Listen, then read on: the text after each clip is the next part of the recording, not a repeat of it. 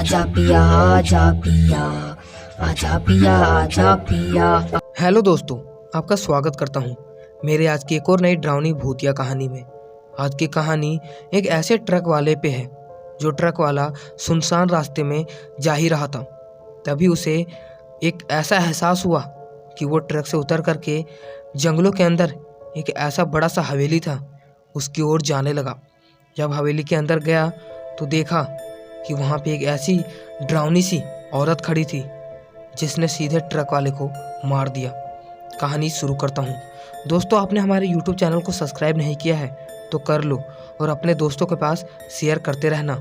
कहानी अब स्टार्ट करता हूँ। एक सुनसान सा रास्ता जहाँ पे एक ट्रक चला जा रहा था। रास्ता पूरा सुनसान था। बस उस जंगल में गाने की आवाज़ सुनाई दे रही थी जो ट्रक के अंदर बज रहा था कि मैं निकला वो गड्डी लेके। यही गाना गूंजा जा रहा था और ट्रक वाला ट्रक चलाते जा रहा था। आधा रास्ता जंगलों का कंप्लीट हुआ ही था, तभी उसे लगा कि जैसे अभी किसी ने उसे पुकारा है। ट्रक उसने रोक दिया और खिड़की से इधर उधर देखने लगा, पर वहाँ पे उसके सिवा और कोई नहीं था। उसने देखा कि जंगलों के अंदर एक लड़की खड़ी हुई थी। हो सकता है वो कोई दिक्कत में हो।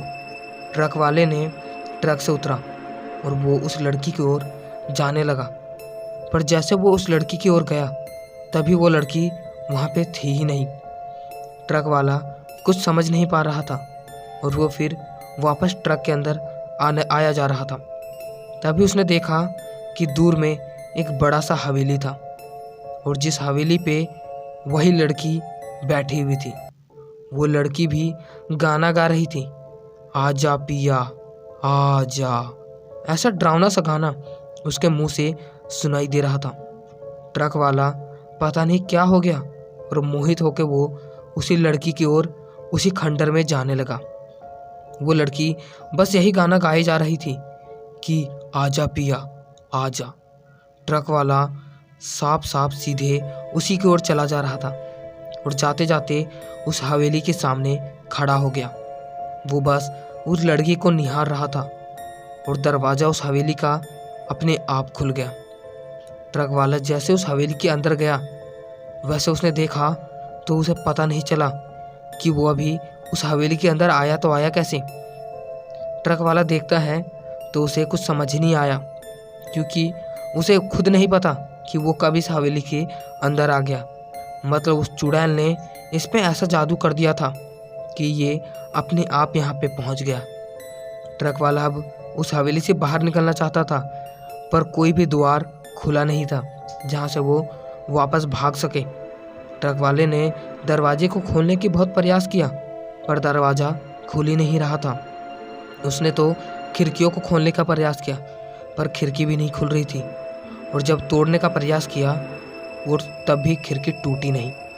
तुरंत वो सीढ़ियों से ऊपर चढ़ने लगा। तब उसने देखा कि जैसे कि किसी के पायलों की आवाज़ उस हवेली में जोरों जोरों से गूंज रही थी। लड़का डर गया था। ट्रक वाले कमरे में जाके छुप गया। वो समझ चुका था यहाँ पे डरावनी सी किसी की आत्मा जरूर है। ट्रक वाला जब धीरे धीरे उस कमरे को खोलता है तो देखा कि बाहर पे एक कुर्सी अपने आप चली जा रही थी।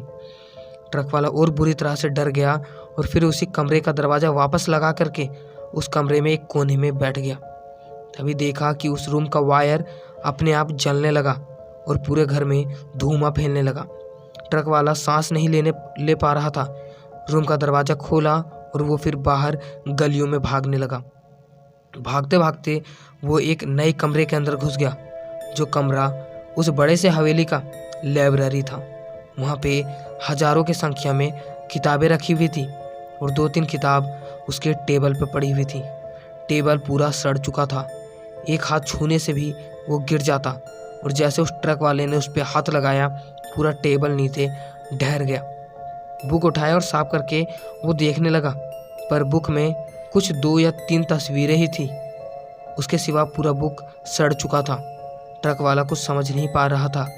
वापस से उस रूम से बाहर निकला और फिर उस हवेली में ढूंढने लगा जिससे वो बाहर जा सकता था। पर ऐसा कोई भी दरवाज़ा नहीं था जिससे वो इस हवेली से बाहर जा सके। तभी नीचे से हवेली में किसी के फिर से पायलों की छनकार आने लगी और फिर से एक डरावने से गाना सुनाई देने लगा। आजा पिया आजा पिया, आजा पिया आजा पिया। ट्रक वाला बहुत बुरी तरह से डर चुका था। वो हवेली में इधर उधर भाग रहा था, पर यह गाना उसका पीछा करते जा रहा था। वो अपने कानों पे हाथ रख रहा था कि उसके कानों में ये गाना ना गूंजे, पर यह गाना तो रुकने वाला ही नहीं था। बस ये गाना गूंजता ही जा रहा था। वो हवेली में बस यही गाना गूंज रहा था। वो उस छत पे आ गया। ट्रक वाला सोचने लगा क्यों ना इस छत पर से कूद जाऊं, पर छत भी बहुत ऊंचे में था। जहाँ से वो कूदता तो पक्का उसके पैर टूट जाते। उसमें इतनी हिम्मत भी नहीं हो रही थी, पर अंदर आत्माओं का कहर और बाहर कैसे भी उसे जाना ही था। वो फिर से नीचे जाता है और फिर से दरवाजे को खोलने का प्रयास करने लगता है, पर दरवाज़ा खुल ही नहीं रहा था। उसने ज़ोरों से दरवाजे को तोड़ने के प्रयास किया और दरवाज़ा नहीं टूटा, पर उसको बहुत बुरी तरह से चोट लग चुकी थी।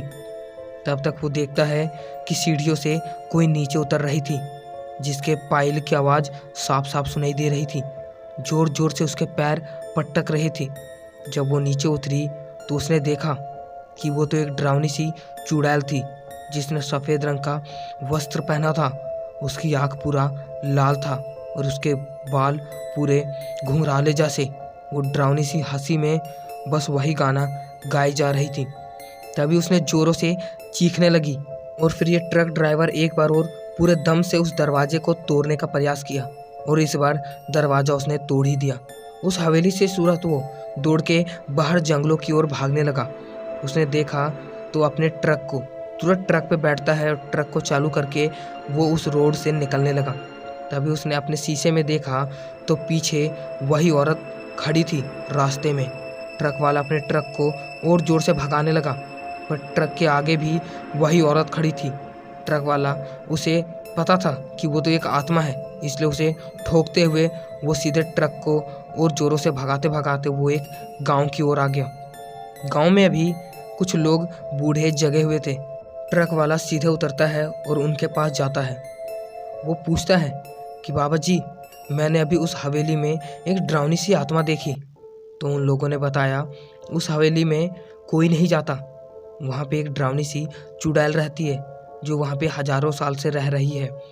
वहाँ पे अभी तक जो भी गया है वो बचा नहीं। लगता है तुम पहले आदमी हो जो वहाँ से वापस आए हो।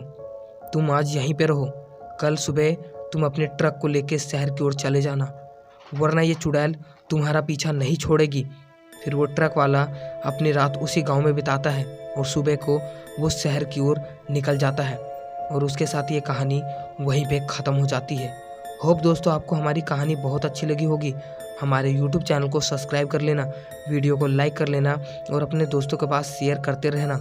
मिलता हूँ एक अगली डरावनी भूतिया कहानी लेकर के। तब तक के लिए बाय बाय दोस्तों।